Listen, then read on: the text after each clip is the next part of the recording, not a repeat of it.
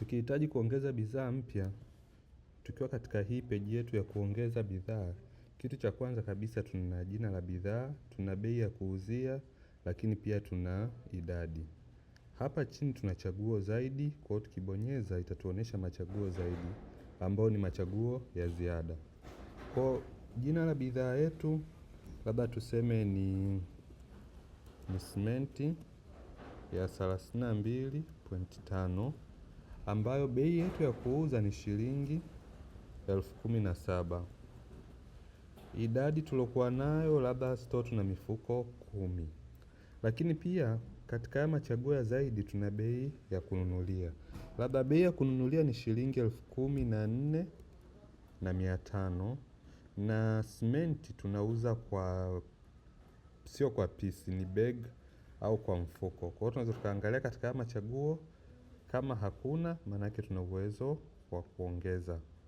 Tukasema labda hapa tunauza kwa begi au mfuko. Sawa. Kisha itatuonesha hapa faida ambayo tutaipata. Kama tunauza kwa vizio vingine zaidi au kwa namna nyingine, maana tuna uwezo wa kuweka hii ikawa on. Baada hapo tunahifadhi bidhaa. Hiyo ni namna ya kwanza, na hapa tumesema tuna simenti ya 32.5 ambayo tunauza kwa shilingi 17,000 kwa mfuko na tuna mifuko 10. Kwa hiyo tukibonyeza tena ongeza bidhaa. Labda hii bidhaa nyingine tunauza kwa kilogram labda tuseme ni binding wire. Binding wire. Tutasema bei ya kuuzia tunauza kwa shilingi 6,000. Idadi tulokuwa nayo, labda hii 6,000 ni kitu gani? Labda ni kilo. Kwa hiyo idadi tulokuwa nayo, labda ni kilo 30. Kwa hiyo tunaenda kwenye machaguo zaidi, ambao tunasema hapa tunauza kwa kilogram.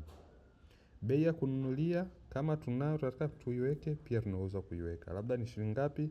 Ni shilingi 4,500. Kwa hapa itatuonesha direct faida ambao tunaweza tukaipata. Kwa hiyo tutahifadhi.